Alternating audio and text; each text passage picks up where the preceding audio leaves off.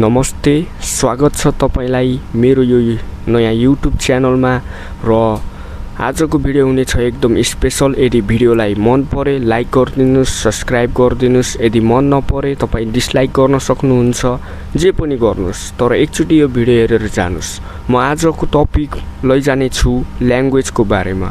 यो ल्याङ्ग्वेज भन्नुको मतलब के हो?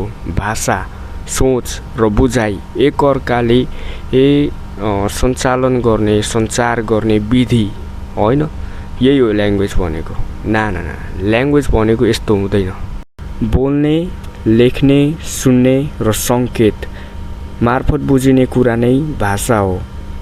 थोरै विस्तारमा बुझ्दा जस्तै भाषा शब्द, वाक्य, ध्वनि र चिन्हहरूको संयोजन हुन्छ। यसले मानिसलाई समाजमा जोड्ने काम गर्छ।